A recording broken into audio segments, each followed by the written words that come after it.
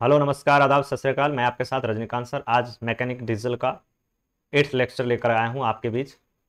पिछले क्लास में हमने टाइप्स ऑफ इंजन के बारे में पढ़ा था, internal combustion engine, external combustion engine. उसी इंटरनल कंबशन इंजन का कुछ पार्ट रह गया था जो आज उसको हम देखेंगे। तो पिछले क्लास में इंटरनल कंबशन इंजन में पेट्रोल इंजन के बारे में पढ़ा था, आज हम डीजल इंजन के बारे में पढ़ेंगे।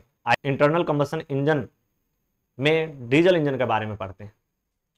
इंटरनल कंबशन इंजन कहता है डीजल इंजन डीजल साइकिल पर कार्य करता है। जो डीजल इंजन है वो डीजल इंजन साइकिल पर कार्य करता है। और इनका जो आविष्कार हुआ था, इसका मतलब डीजल इंजन का जो आविष्कारक थे, आविष्कार करने वाले, वो German engineer sir Rudolf Diesel ने 1897 ईस्वी में किया था। तो डीजल इंजन का आविष्कार जर्मन का एक इंजीनियर था जिनका नाम सर रुडोल्फ था। उन्होंने ही डीजल इंजन को आविष्कार किया था। कब आविष्कार किया था? 1897 में। कहता उनके नाम पर ही इसे आज डीजल इंजन कहा जाता है। डीजल इंजन को सर रुडोल्फ के नाम से ही जाना जाता है और कह सकते हैं कि जो डीजल इंजन है सर रुडोल्फ डीजल के नाम से ही जाना जाता है।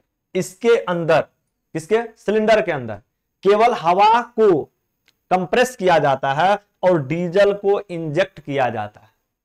इंटरनल कंबशन इंजन के डीजल इंजन में एयर को सिलेंडर के अंदर कंप्रेस किया जाता है और कंप्रेस के बाद हम उसके अंदर डीजल को इंजेक्ट करते हैं, प्रवेश कराते हैं। आइए अब हम बात करेंगे इंजन की बनावट। इंजन किन किन चीजों से मिलकर के बना हुआ है।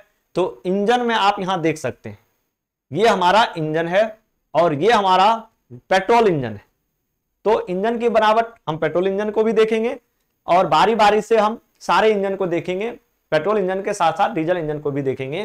तो इंजन की बनावट के आधार देखेंगे कि इंजन या तो एक सिलेंडर का होता है या एक से ज्यादा सिलेंडर का होता है, लेकिन कार्य सभी इंजन का सेम होता है।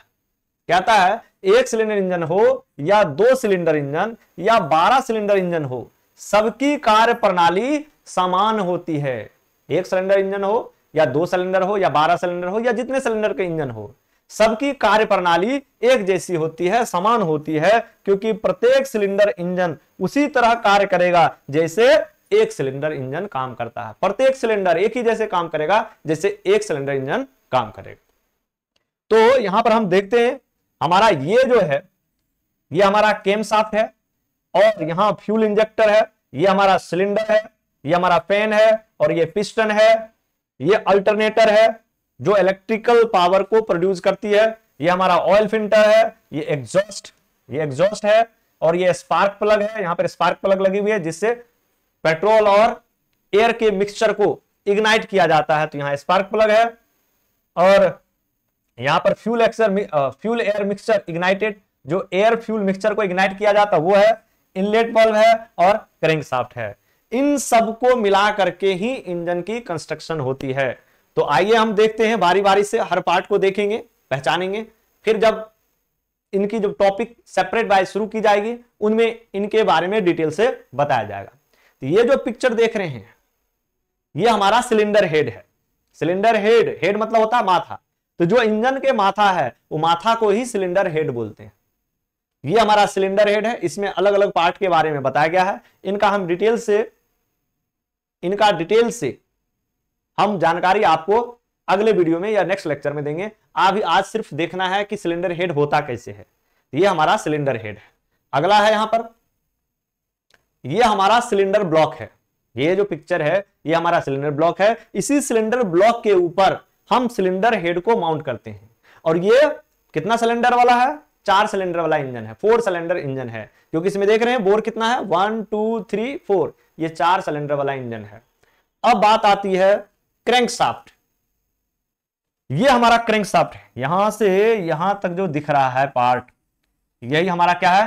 क्रैंकशाफ्ट है। और इसी में हमारा ये फ्लाईव्हील है। फ्लाईव्हील भी असेंबल किया जाता है क्रैंकशाफ्ट में। आगे आते हैं, ये हमारा केम शाफ्ट है। ये जो दिख रहा है ये 2 केम शाफ्ट हैं, इनलेट के अलग और आउटलेट के लिए अलग है। ये हमारा केम शाफ्ट है। अब यहां पर हमारा पिस्टन एंड कनेक्टिंग रॉड, ये हमारा पिस्टन है, ये हमारा रिंग है ये हमारा कनेक्टिंग रॉड है और पिस्ट असेंबल की जाती है, वो सारा यहाँ डिटेल में दिया गया है। जब हम नेक्स्ट लेक्चर में पढ़ेंगे तो बारी बारी से हर किसी का डिटेल से जानकारी आपको मुहैया कराएंगे। ये देख रहे हैं, ये कनेक्टिंग रॉड है, इसका शेप आई शेप में होता है। ये हमारा फ्लाईव्हील है, यहां पर भी देखने को मिल रहा है फ्लाईव्हील, और ये जो देख रहे हैं इस इंजन में भी फ्लाईव्हील है। इन सबके मिला करके ही इंजन का कंस्ट्रक्शन होता है। और हमारा यहां है वॉल्व और वॉल्व मैकेनिज्म, वॉल्व और वॉल्व मैकेनिज्म, वॉल्व और वॉल्व मैकेनिज्म है। तो ये हमारा देख रहे हैं वॉल्व है और यहां इसका मैकेनिज्म है, कैसे ये काम करता है। तो इन सब के बारे में फिर आगे पढ़ेंगे। आज हमें सिर्फ देखना है कि ये वॉल्व कैसा होता है और ये वॉल्व का मैकेनिज्म कैसा होता है। पुश रॉड वगैरह सब मिला करके कैमशाफ्ट ये ऑपरेट करती है, जिसकी वजह से rocker arm up and down move करती है। ये हमारा है spark plug. Spark plug petrol engine में काम करती है। ये इसका पूरा पार्ट्स है, डिटेल बाय डिटेल कौन कौन सा पार्ट होता है, तो इनके बारे में भी हम डिटेल से आगे पढ़ेंगे। आज हमें सिर्फ देखना है और पहचानना है। ये हमारा स्पार्क प्लग है। अब ये हमारा कार्ब्यूरेटर है, ये हमारा कार्ब्यूरेटर है। इस कार्ब्यूरेटर के अंदर ही फ्यूल और एयर का मिक्सचर होता है, और जनरली ये किस में होता है, पेट्रोल इंजन में होता है।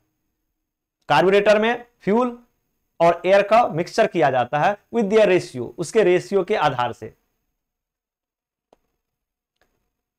इंजन के मुख्य भाग, तो इंजन के मुख्य भाग कौन कौन से, अभी तो हम इंजन के ही पार्ट देखें, मुख्य भाग ही देखें उसमें से। तो उनमें से भी कुछ मुख्य भाग ये हैं, कहता है सिलेंडर हेड, सिलेंडर ब्लॉक। तो हमने सिलेंडर हेड को भी देखा और सिलेंडर ब्लॉक को भी देखा, पिस्टन को भी देखा, कनेक्टिंग रॉड को भी देखा, कैमशाफ्ट को भी, क्रैंकशाफ्ट को भी, वॉल्व एंड वॉल्व मैकेनिज्म को भी हमने देख लिया है। इन सारी चीजों को मिला करके इंजन का कंपोनेंट है, या इन सारी चीजों को मिला करके इंजन बनती है। यही इनका मेन कंपोनेंट है, इंजन का मेन पार्ट्स है। तो आपको इंजन के कंपोनेंट्स, इंजन के पार्ट्स के बारे में पता चल गया होगा। नेक्स्ट लेक्चर में हम इन सबको डिटेल में पढ़ेंगे।